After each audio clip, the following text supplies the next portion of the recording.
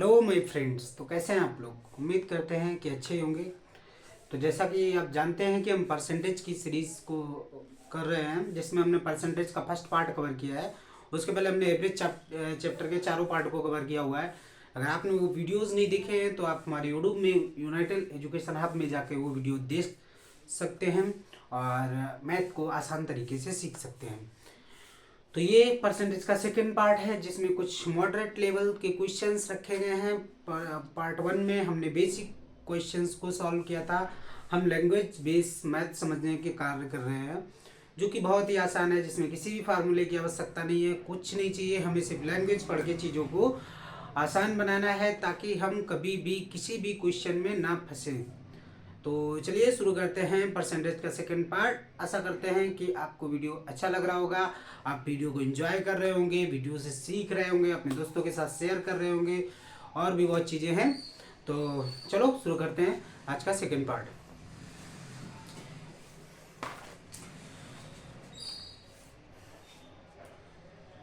कह रहा है, यदि किसी संख्या में 20% की वृद्धि की जाए तो परिणामी संख्या में पुनः 20% की वृद्धि की जाए तो कुल कितने प्रतिशत वृद्धि हुई। इस क्वेश्चन को हम दो तरीके से समझेंगे कि इस क्वेश्चन को हम कितनी आसानी से सॉल्व कर सकते हैं। हमारे पास दो तरीके हैं, आपको जो बेस्ट लगे उसको आप वो दीजिएगा, हम आपको दोनों तरीके समझाएंगे। तो कह रहा है, किसी संख्या यानी कि x है, उसमें 20% की बढ़ोतरी की गई, वृद्धि की गई। उसके बाद फिर से उसमें जो संख्या प्राप्त हुई, यानी कि प्राप्त संख्या में 20% की पुनः वृद्धि की गई।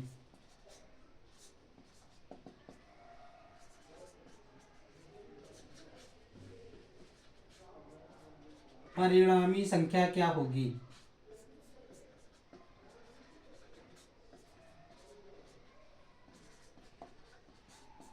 कह रहा है, एक संख्या है जिसमें 20% की वृद्धि की गई, जो संख्या प्राप्त हुई उसमें फिर से 20% की वृद्धि हुई, तो परिणामी संख्या क्या होगी। तो चलिए इस क्वेश्चन को देखते हैं। इस क्वेश्चन को देखने के लिए हमने आपको पहले ही बोला है कि परसेंटेज में अगर हमको कुछ मानना है तो हम 100 मानेंगे।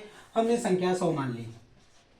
कह रहा है पहले 20% की वृद्धि हुई, हमने 100 माना है, यानी कि हमको पहली वृद्धि नहीं निकालनी है, क्योंकि सभी जानते हैं 100 का 20% 20 होता है, यानी कि 120 हो गया। और 120 जो संख्या प्राप्त हुई है वो 120 है। 120 में पुनः 20 की वृद्धि की गई तो कितना हुआ, 24, यानी कि टोटल वृद्धि कितनी हुई, 20 प्लस 24, यानी कि 44% की वृद्धि हुई। एक तो तरीका ये है जिससे हम चीज इसको कर सकते हैं। दूसरा तरीका हमारा ये है कि हमने 20% की वृद्धि तो की थी, यानी कि 20 plus 20 minus 20 into 20 upon 100, sorry plus 20 plus 20 plus 20 into 20 by 100। 2 zero से 2 जीरो गया, 2 दूना 4, 20 20 40 प्लस 4 इज इक्वल टू 44। इस तरीके से भी आप इस चीज को सॉल्व कर सकते हैं। तो ये दो तरीके हैं, आपको जो बेस्ट लगे उसको आप ट्राई कीजिएगा, उससे आप क्वेश्चंस को सॉल्व कीजिएगा। तो चलते हैं नेक्स्ट क्वेश्चन पे। उम्मीद करते हैं वीडियो समझ में आ रहा होगा, क्वेश्चन समझ में आ रहे होंगे। क्वेश्चन को लिख नहीं सकते हैं क्योंकि बोर्ड छोटा है और समय भी वेस्ट होगा क्वेश्चन को लिखने में। अगर हम आप वीडियो को देखते हैं तो आप जाहिर सी बात है वीडियो सुनते भी होंगे, और वीडियो सुनते हैं तो आपको क्वेश्चन समझ में आ रहे होंगे। तो चलिए चलते हैं नेक्स्ट क्वेश्चन पे, जो कि बहुत ही बेहतर क्वेश्चन है। कह रहा है, एक फलों के मूल्य में 30% कमी करने पर उनकी बिक्री 40% अधिक हो जाती है, इससे विक्रय मूल्य पर क्या प्रभाव पड़ेगा। एक फल वाला था, उसने क्या किया, जिस रेट में फल बेचता था उसमें 30% की वृद्धि कर दी, जिससे उसकी बिक्री जो थी वो 40% कम हो गई। तो बताइए फलों की मतलब विक्रेता को क्या फर्क पड़ा, उसको प्रॉफिट हो रहा है, लॉस हो रहा है, क्या हो रहा है, आपको ये बताना है। तो कह रहा है कि एक फल विक्रेता था, ये एक फल विक्रेता था जिसने जिसके सपोज दैट कुछ फल बिकते होंगे। हम मानते हैं कि 100 फल बिकते होंगे, या 100 केजी, या 100 फल। अगर वो फल तरबूज होगा तो 100 फल मान सकते हैं, अगर वो फल आम होगा तो 100 केजी मान सकते हैं, या केले होंगे तो 100 दर्जन मान सकते हैं। वो आपके ऊपर डिपेंड करता है आप क्या मानना चाहते हैं। हम इस क्वेश्चन में तरबूज मान के चल रहे हैं कि फल विक्रेता जो है वो तरबूज बेच रहा है, ठीक है। उसने कह रहा है पहले 100 फल बेचता था और 100 रुपए के हिसाब से बेचता था, 100 रुपए का एक फल बेचता था, और दिन में अगर वो 100 फल 100 रुपए के, एक एक फल 100 रुपए का बेच रहा है तो कितने रुपए के हो गए, यानी कि 10,000 रुपए की डेली सेल कर रहा था, यानी कि 10,000 रुपए की डेली सेल कर रहा था। लेकिन अब क्या कह रहा है कि उसने ये जो फल का रेट था इसको 130 कर दिया, जिससे उसकी जो बिक्री 100 फलों की होती थी वो 40% घट गई, यानी कि 60 हो गई। अब उसके ऊपर क्या फर्क पड़ रहा है, तो आप सीधे सीधे निकाल सकते हैं, 13 इंटू 6 यानी 7800, यानी कि पहले वो 10,000 के फल बेच रहा था, अब 7800 के बेच रहा है, यानी कि उसको लॉस कितना हो रहा है, कितना लॉस हो रहा है आपको साफ दिख रहा होगा कि पहले 10,000 का बेच रहा था, अभी 7800 का बेच रहा है, यानी कि टोटल लॉस जो है वो 2200 का रुपए का है। तो टोटल लॉस हमारा जो हो गया वो 22% की कमी हो गई, यानी कि फल विक्रेता को पहले जो उसकी बिक्री थी उसमें 22% की कमी हो गई, जिससे अब ये 22% कैसे आया ये भी देख लीजिए। आप सीधा सीधा जानते हैं कि 100 से अगर कोई चीज 78 हो रही है तो कितना परसेंट कम हुआ होगा, 22 से। अगर हमारी 10 1 2 3 से 7800 हो रहा है, 2 जीरो से 2 जीरो गया, यानी कि 100 से 78 ही तो हो रहा है, तो इस तरीके से 22% की कमी हो गई। कह रहा है बहुत ही बेहतरीन क्वेश्चन है जो अक्सर एग्जाम्स में पूछा जाता है, और ये क्वेश्चंस गलत हो जाते हैं, तो उस क्वेश्चन को देखते हैं हम लोग। ये क्वेश्चन बहुत ही अच्छे लेवल के हैं, मॉडरेट लेवल के हैं, जो कि किसी भी गवर्नमेंट एग्जाम के लिए बहुत ही ज़्यादा महत्वपूर्ण है। कह रहा है चीनी के मूल्य में, यानी शुगर के मूल्य में 40% की बढ़ोतरी हो गई। एक परिवार उस चीनी की खपत में कितने परसेंट की कमी करे, जिससे उनके जो बजट है कि हमको महीने में 4 किलो चीनी या 400 रुपए की चीनी खानी है, उस पर उनका कोई फर्क ना पड़े। सपोज दैट हम इसमें भी 100 मान लेते हैं कि 100 केजी चीनी 100 रुपए केजी के हिसाब से खरीदते थे। 100 रुपए किलो 100 केजी चीनी 100 रुपए पर केजी के हिसाब से खरीदते थे, परिवार बड़ा था इसलिए 100 केजी खरीदते थे। हम हमेशा 100 मान के चलेंगे, हमने आपको परसेंटेज में बताया है, क्योंकि अगर कॉन्सेप्ट फॉलो करना है तो हमें यक्स नहीं मानना है। यक्स माना मतलब फॉर्मूला नहीं ट्राई करना है, हमको सिर्फ कॉन्सेप्ट्स पे ध्यान देना है। एक परिवार था जो 100 केजी चीनी खा रहा था 100 रुपए पर केजी के हिसाब से, तो कितने की चीनी खा रहा था, वही जो पिछले क्वेश्चन में कराया था, 10,000 रुपए की चीनी खा रहा था। अब कह रहा है कि अगर चीनी के मूल्य में 40% की बढ़ोतरी हो जाए, यानी कि 140 रुपए पर केजी हो जाए, तो उसको खपत में कितनी कमी होगी।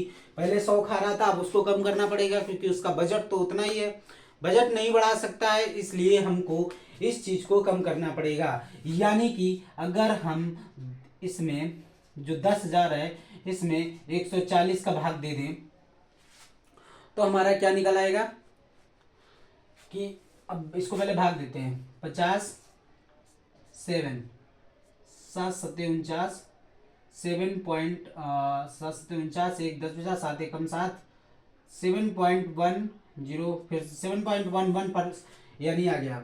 यानी कि एक परिवार था जो पहले 100 केजी चीनी 100 रुपए पर केजी के हिसाब से 10,000 रुपए की खा रहा था। सॉरी, यहाँ पे 100 केजी चीनी नहीं है, यहाँ पे रेट बढ़ा है, सॉरी एक मिनट, इसको हम कन्वर्ट कर लेते हैं।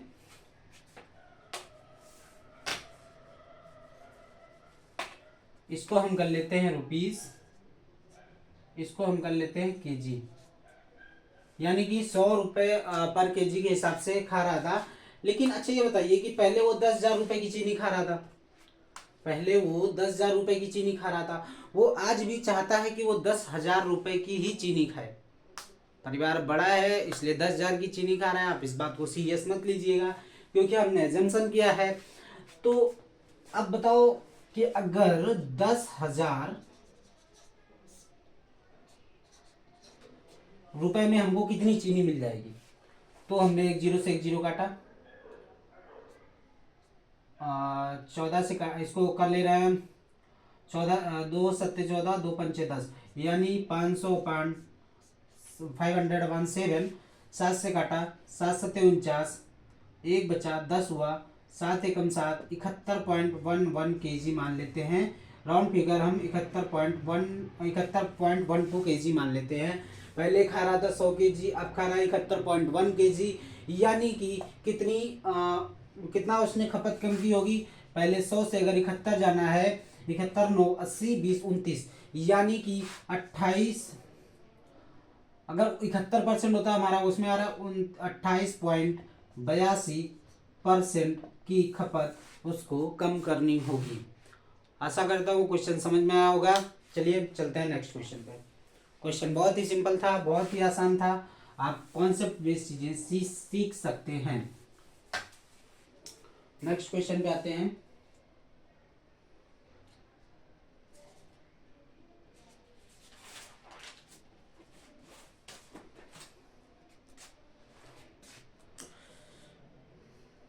कह रहा है गेहूं के मूल्य में 20% कमी होने के कारण एक व्यक्ति 600 रुपए में पहले से 10 किलोग्राम गेहूं अधिक खर्च सकता है। भाव में कमी होने के बाद गेहूं का भाव कितना है। कह रहा है एक किसान है या एक इंसान है जो कि पहले 600 रुपए में कुछ गेहूं खरीदता होगा, लेकिन गेहूं के मूल्य में 20% की कमी हो गई, जिससे वो 600 रुपए में 10 केजी गेहूं अधिक खरीद सकता है। अच्छा ये बताइए, अभी हमने एक क्वेश्चन इसको पहले पार्ट में भी कराया था कि 600 रुपए में अगर 20% पर का कमी हो रही है तो कितना आ रहा है। 6 दूनी 12, यानी 120 रुपए में वो 10 केजी चावल अधिक खरीद रहा है। यही तो 120 रुपए उसको मिल रहे हैं ना, यही जो 120 रुपए है 20% की कमी होने पे, यही तो 120 रुपए एक्स्ट्रा हो रहे हैं। और इस 120 रुपए एक्स्ट्रा होने से वो 10 केजी चीनी अधिक खरीद ले रहा है, यानी कि 12 रुपए पर केजी के हिसाब से चीनी वो खरीद रहा है। तो नया मूल्य क्या है, 12 रुपए। यही क्वेश्चन में अगर पुराना कुछ पूछा होता तो ये 12 रुपए किसका 80% है, तो यक्स इंटू 80/100 बराबर 12 इंटू 100, ये 100 इधर आ जाएगा तो 12 इंटू 100/80। तो 0 से 0 काटा, 4 दूनी 8, 4 तिया 12, 2 पंचे 10, यानी कि पहले 15 रुपए पर केजी थी, अब क्या हो गया, चीनी के भाव में 20% की कमी हो गई, जिससे भाव हो गया 12 रुपए पर केजी। नेक्स्ट क्वेश्चन पे आते हैं। कोई भी फार्मूला नहीं है, कुछ भी नहीं है, ओनली कॉन्सेप्ट है। अगर आपने एक बार कॉन्सेप्ट वाली मैथ समझ ली तो जीवन में कुछ भी हो जाए आप ये नहीं भूल सकते मैथ, क्योंकि जो कॉन्सेप्ट एक बार क्लियर हो गया उन चीज़ों में आप कभी भूल नहीं सकते कि अरे यहाँ पे क्या करना था, क्या नहीं करना था।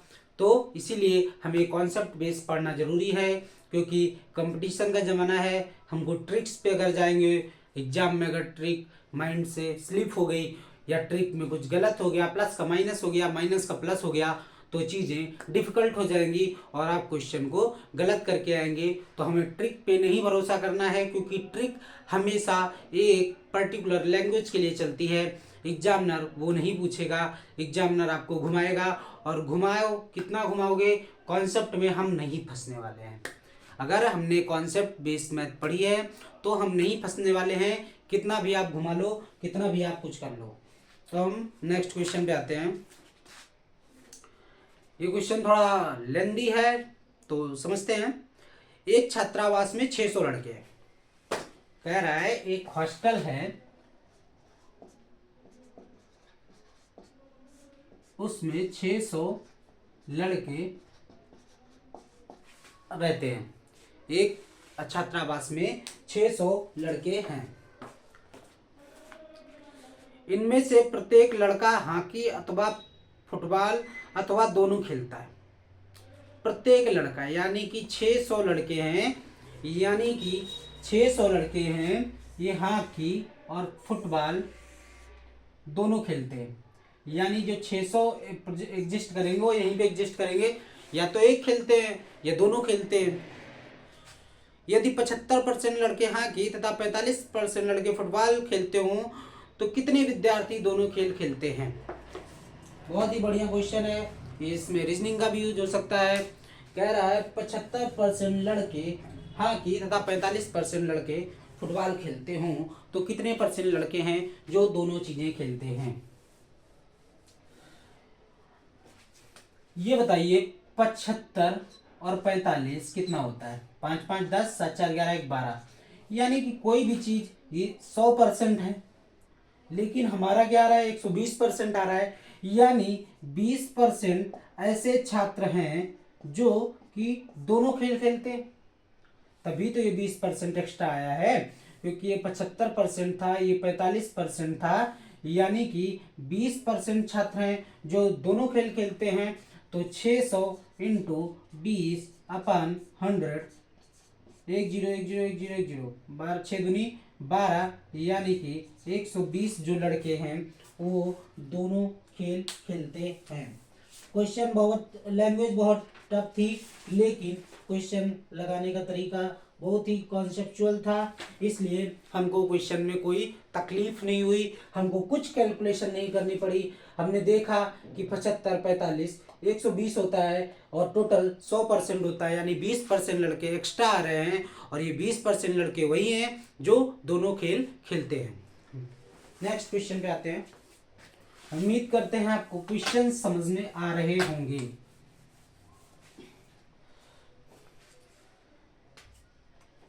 उसी तरीके से उसी लैंग्वेज पे एक दूसरा क्वेश्चन है कि एक कार्यालय में 72% कर्मचारी चाय पीते हैं, यानी कि टी 72% कर्मचारी पीते हैं, 44% कॉफी पीते हैं,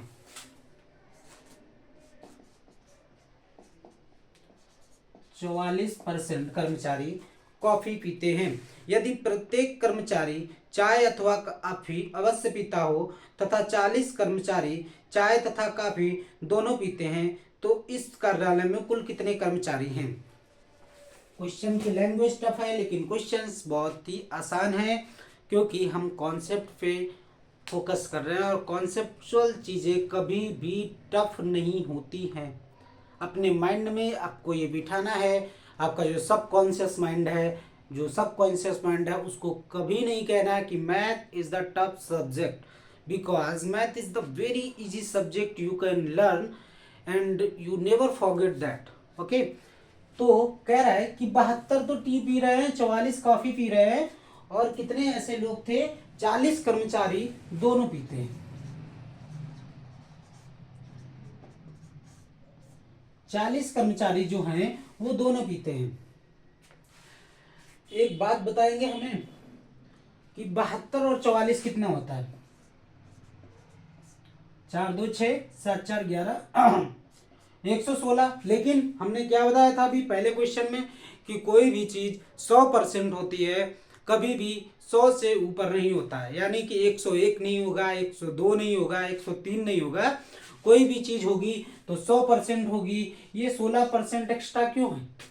क्योंकि ये जो 40 कर्मचारी हैं यही तो 16% हैं। अच्छा ये बताइए, अगर 16% बराबर 40 है तो 1% बराबर आप निकाल लेंगे 40/16, और 100% पूछा है तो आप आसानी से निकाल सकते हैं। 4 × 10 14, और 4 चौको 16, 25, 25 × 10 इज इक्वल टू 250। यानी कि जो टोटल कर्मचारी हैं वो 250 हैं। क्वेश्चन की लैंग्वेज, क्वेश्चन था इतना बड़ा, लेकिन हमने उसको कितने छोटे में किया है आप देख सकते हैं। यही है पावर कॉन्सेप्ट का। इसको ट्रिक नहीं बोल सकते हैं, क्योंकि हम अब देख सकते हैं कोई भी फार्मूला यूज नहीं हुआ है। हम एक सिंपल चीज को कह रहे हैं कि फोकस करना है कि कोई भी चीज 100% होती है, ना 100 से 1% ज्यादा, ना 100 से 1% कम। जो भी होता है 100% होता है, 100% से बड़ा कुछ नहीं होता है।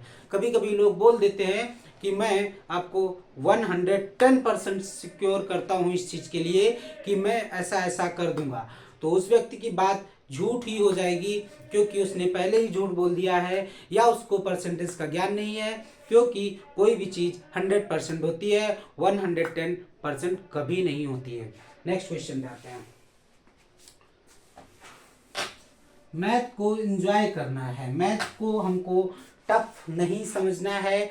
मैथ बहुत ही आसान है, दुनिया में अगर सबसे ज़्यादा कोई आसान चीज़ है तो मैथ है। मैं गारंटी देता हूँ कि एक बार अगर आप मैथ पढ़ लेते हैं कॉन्सेप्ट बेस, कहीं से भी पढ़िए लेकिन कॉन्सेप्ट बेस पढ़ना, जिससे आप किसी भी एग्जाम में अगर 30 क्वेश्चन आ रहे हैं तो आप आउट ऑफ 30 करके आओगे और उसमें गलत होने की संभावना 1 या 2 क्वेश्चंस की होगी, क्योंकि ये जो ह्यूमन ब्रेन है ये गलती करता है।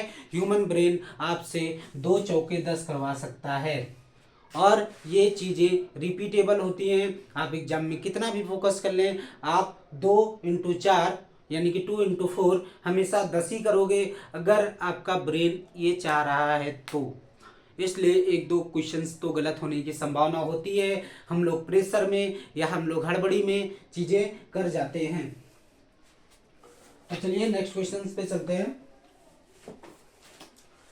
कह रहा है कि एक परीक्षा में 35% विद्यार्थी एक विषय में तथा 42% दूसरे विषय में अनुत्तीर्ण रहे, जबकि 15% विद्यार्थी दोनों विषयों में अनुत्तीर्ण रहे। यदि कुल परीक्षार्थियों की संख्या 2500 हो तो केवल एक ही विषय में कितने विद्यार्थी अनुत्तीर्ण रहे। कह रहा है कि एक परीक्षा में 35% विद्यार्थी, कितना 35% विद्यार्थी, 35% स्टूडेंट जो थे वो एक विषय में यानी कि एक्स विषय में अनुत्तीर्ण रहते हैं और दूसरे 42% यानी वाई सब्जेक्ट है जिसमें 42% छात्र अनुत्तीर्ण रहते हैं, जबकि 15% विद्यार्थी दोनों विषयों में अनुत्तीर्ण रहे। यानी कि 15% विद्यार्थी दोनों विषयों में अनुत्तीर्ण रहे। यदि कुल परीक्षार्थियों की संख्या 25 हो तो केवल एक ही विषय में कितने विद्यार्थी उत्तीर्ण रहे।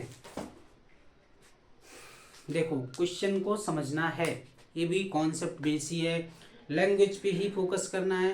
कह रहा है एक परीक्षा में, एक विद्यालय में एक परीक्षा में कुछ 35% स्टूडेंट अनुत्तीर्ण रहे, दूसरे विषय में 42% विद्यार्थी अनुत्तीर्ण रहे, जबकि दोनों विषयों में 15% छात्र अनुत्तीर्ण रहे और टोटल कर्मचारी 25 मतलब टोटल स्टूडेंट 2500 हों। टोटल स्टूडेंट 2500 हैं। तो आपको बताना है कि एक विषय में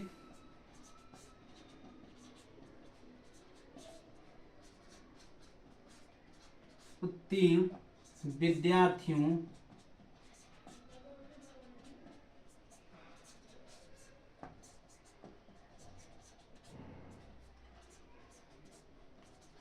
एग्जाम में ऐसा क्वेश्चन देखते ही दिमाग काम करना बंद कर देता है, क्योंकि इस क्वेश्चन की लैंग्वेज जो है बहुत ही टफ है।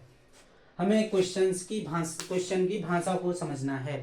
कह रहा है एक परीक्षा में 35%, दूसरे में 42% अनुत्तीर्ण रहे तथा दोनों में 15% अनुत्तीर्ण रहे, टोटल स्टूडेंट 2500 थे। तो कितने छात्र हैं जो कि एक ही विषय में मतलब एक विषय में उत्तीर्ण विद्यार्थियों की संख्या क्या है। एक बार कंफर्म कर ले, यही पूछ रहा है कि नहीं। हाँ कह रहा है तो केवल एक ही विषय में कितने विद्यार्थी उत्तीर्ण रहे। मुझे ये बताइए कि अगर हम 2500, पहले मैं आपको थोड़ा लेंदी कराऊंगा बाद में शॉर्ट करा दूंगा। 2500 का 35% कितना होगा। 25 5 जा 125, 12 कैरी हुआ, 25 3 जा 75 और 75 और 2 77 और 10 87, यानी 875 जो स्टूडेंट हैं वो एक विषय में अनुत्तीर्ण हुए। उसके बाद क्या कह रहा है, दूसरे विषय में 42% अनुत्तीर्ण हुए। फर्स्ट सेकंड पे आते हैं, यानी 2500 इंटू 42/100, 2 जीरो से 2 जीरो गया, 25 का मल्टीप्लाई कर लेते हैं, 55 कैरी हुआ, 25 चौको 100 और 100 105, यानी 1050 जो हैं वो दूसरे विषय में अनुत्तीर्ण रहे। दोनों विषयों में अनुत्तीर्ण भी देख लेते हैं हम लोग। थर्ड, पहले मैं लेंदी करा रहा हूँ, बाद में शॉर्ट करा दूंगा। 2500 इंटू 15/100, 2 जीरो से 2 जीरो गया, 15×75 करीब हुआ 7, 15 दूनी 30, 30×7 37, 375। अब इस चीज पे फोकस करना है कि जो हमारे 15% छात्र थे वो कॉमन थे। 15% जो छात्र थे वो कॉमन थे। कॉमन मतलब कि ऐसे विद्यार्थी थे जो दोनों विषयों में अनुत्तीर्ण हुए, कि मतलब ये इसमें भी जोड़े जा रहे हैं, ये इसमें भी जोड़े जा रहे हैं। तो हम इनको माइनस कर दें। 875 से 375 गया, कितना बचा? 500।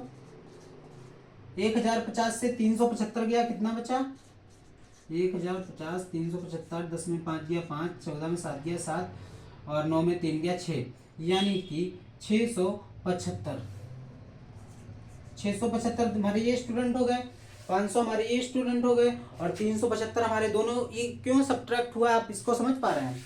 क्योंकि ये हमारे कॉमन स्टूडेंट थे, तो इसको हमने सब्ट्रैक्ट कर दिया। तो हमारा एक बचा 500, एक बचा 675। अब हमसे पूछा है कि केवल एक विषय में उत्तीर्ण विद्यार्थियों की संख्या क्या है। एक विषय में पूछा है, यानी देखो 375 स्टूडेंट जो थे वो तो दोनों विषयों में अनुत्तीर्ण थे, और कुछ एक्स विषय में अनुत्तीर्ण थे, कुछ वाई विषय में अनुत्तीर्ण थे।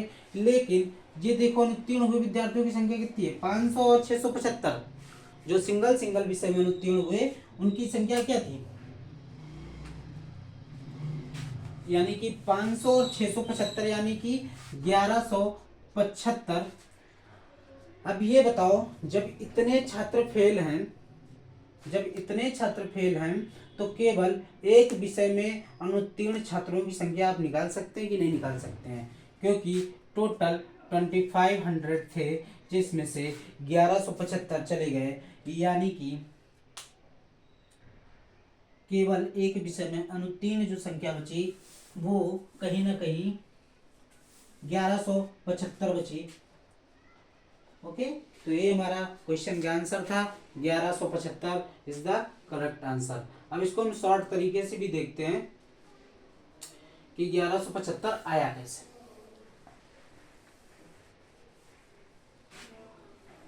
अच्छा, ये बताइए कि 35 और 42 कितना होता है? 5 2 7, 4 3 7, यानी 77%। 77 में से 15% तो कॉमन थे, हमने घटा दिया। 7 में 5 गया 2, और 7 में 1 गया 6, यानी कि 2500 इंटू 62/100, 0 से 0 0 0, 25 दूना 50, और 25 छक्का 150, 155, यानी कि 1550 जो था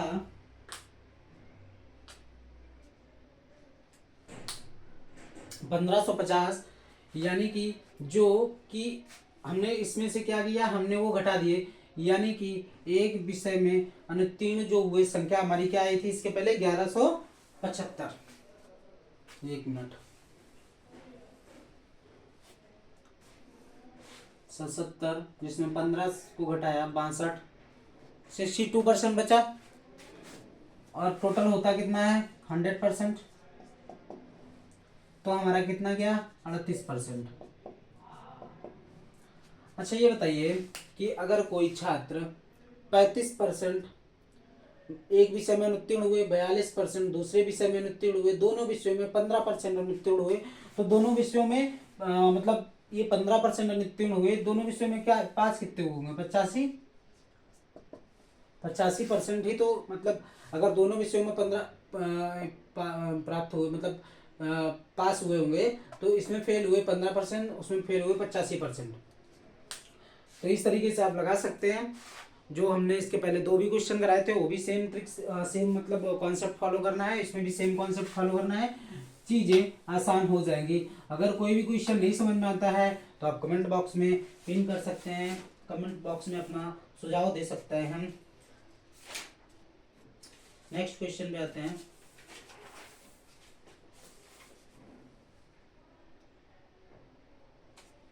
कह रहा है कि एक परीक्षा है जिसमें उत्तीर्ण होने के लिए 35% अंक लेने होते हैं। कितने? 35% अंक लाने होते हैं उत्तीर्ण होने के लिए।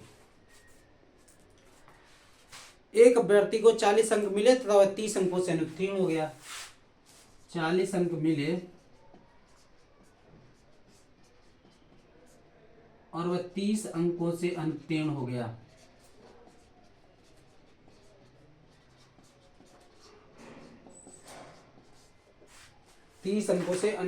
गया। परीक्षा के अधिकतम अंक कितने हैं? हमने आपको पहले भी कराया है ऐसा क्वेश्चन कि 35% पास होने के लिए चाहिए उसको 40 मिले, लेकिन वो 30 अंकों से फेल हो गया। यानी कि अगर वो 40 के साथ ये 30 प्राप्त कर लेता तो वो 35% ले लेता। यानी कि 35% बराबर 70, तो 1% बराबर 2, यानी कि 100% बराबर 200। बहुत ही इजी है, बहुत ही चीजें आसान है, आप सीख सकते हैं आसानी से। नेक्स्ट क्वेश्चन पे आते हैं। कह रहा है किसी परीक्षा में ए तथा बी क्रमशः अधिकतम अंकों का 60% तथा 30% अंक प्राप्त करते हैं। इनके प्राप्त अंकों का योग 783 है। परीक्षा में पूर्णांक कितना था? रेलवे में पूछा गया क्वेश्चन है। किसी परीक्षा में ए और बी अधिकतम अंकों का 60% तथा 30% अंक प्राप्त करते हैं। इसने प्राप्त किए 60%, इसने प्राप्त किए 30%। यदि इनका दोनों का योग 783 हो,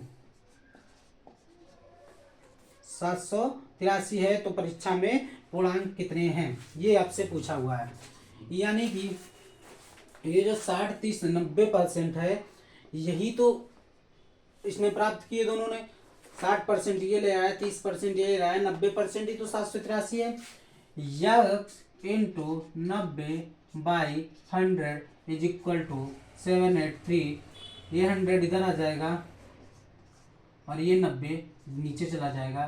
कर लेते हैं, 9 से काट लेते हैं, 9 8 जा 72 और 6 बचा, 9 7 जा 63, यानी कि 870 नंबर जो है यही पूर्णांक था। उम्मीद करते हैं आपको वीडियो समझ में आ रहा होगा, क्वेश्चन समझ में आ रहे होंगे, क्वेश्चन की लैंग्वेज समझ में आ रही होगी। हम लोग नेक्स्ट क्वेश्चन पे आते हैं। बहुत ही अच्छे क्वेश्चंस हैं जो कि किसी ना किसी एग्जाम में पूछे गए हैं। अगर आप भी किसी गवर्नमेंट एग्जाम की तैयारी कर रहे हैं तो आपके लिए बहुत ही बढ़िया मौका है कि आप सीख सकते हैं। एक परीक्षा में 900 लड़कियां तथा 1100 लड़के बैठे हैं। इनमें से 40% लड़कियां तथा 50% लड़के उत्तीर्ण हुए। कुल कितने प्रतिशत विद्यार्थी उत्तीर्ण हुए? एक परीक्षा में 900 लड़कियां, गर्ल्स 900, बॉयज 1100 हैं। कह रहा है इनमें से 40% लड़कियां तथा 50% लड़के उत्तीर्ण हुए। 40% लड़कियां, 50% लड़के उत्तीर्ण हुए। कुल कितने प्रतिशत विद्यार्थी अनुत्तीर्ण रहे? क्वेश्चन को हमेशा ध्यान से पढ़ें, ध्यान से समझें, सावधानी पूर्वक पढ़ें, क्योंकि अनुत्तीर्ण को उत्तीर्ण पढ़ जाओगे तो चीज़ें डिफिकल्ट हो जाएंगी। इसमें कह रहा है कि एक विद्यालय में 900 गर्ल्स 1100 बॉयज़ थे, जिसमें 900 गर्ल्स में 40% गर्ल्स पास हुई, 50% बॉयज पास हुए। तो बताओ कुल कितने फेल हुए? 900 और 1100 2000 होता है, सिंपल कैलकुलेशन है। 900 का 40%, 9 चौको 36, 360 पास हुए। 1100 का 50%, 650 पास हुए। यानी कि 639 1000 लड़के पास हुए। दोनों मिलाकर एक लड़के और लड़कियां 1000 छात्र पास हुए। टोटल 2000 थे, तो कितने अनुत्तीर्ण रहे? 50%। This is the answer. क्या था इसमें? कुछ भी नहीं था, बस हमें क्वेश्चन की लैंग्वेज को समझना था। ना तो कोई कैलकुलेशन टफ थी, ना तो कोई लॉजिक बढ़िया था, बस क्वेश्चन को हमें समझना है। हमें क्वेश्चन को समझ के चलना है, हमारे लिए चीजें आसान हो जाएंगी। एक दो और क्वेश्चन कराएंगे, उसके बाद इसको ओवर करते हैं। कह रहा है राम अपनी मासिक आय का 20% अपनी घरेलू आवश्यकताओं पर, मासिक आय का 20% होम, ओके, करता है। शेष आय का 15% पुस्तकों पर, जो शेष बची उसका 15% पुस्तकों पर व्यय करता है। उसके बाद क्या कर रहा है? तथा शेष आय का 30% कपड़ों पर खर्च करता है। शेष आय का 30% कपड़ों पर खर्च करता है। अब उसके पास 9500 रुपये, 9520 रुपीज बचते हैं। बचत जो उसकी है 9520 रुपीज है। तो हमें पूछा गया है, तो उसकी मासिक आय कितनी है? बहुत इजी क्वेश्चन है, बहुत इजी क्वेश्चन है। हमें सिर्फ लैंग्वेज पे ध्यान देना है। हमने आपको क्या बोला कि हमें 100 मानना है। कितना मानना है? 100। 20% इसने होम पे खत्म कर दिया, यानी इसके पास 80 बचा। 80 का 15% इसने पुस्तकों पे खर्चा कर दिया, यानी कि इसको काट लेते हैं। 5 दूनी 10, 5 ते 15, 2 चौको 8, यानी कि 12 रुपये इसने पुस्तकों पे खर्च कर दिया। और ये जो 20 रुपये था इसने होम पे खर्चा कर दिया। 30% कपड़ों पर, शेष जो बच रहा है उस पे खर्चा कर रहा है, यानी 80 में से 12 गया, कितना बचा? 68 का 30% कपड़ों पे खर्चा कर रहा है। 1 0 से 1 0 गया, 3 8 जा 24 और 3 6 जा 18, 18 टू 20, यानी कि 204, यानी 20 रुपये। इसका 10 है तो 0 काटेंगे तो यहाँ पॉइंट आ जाएगा।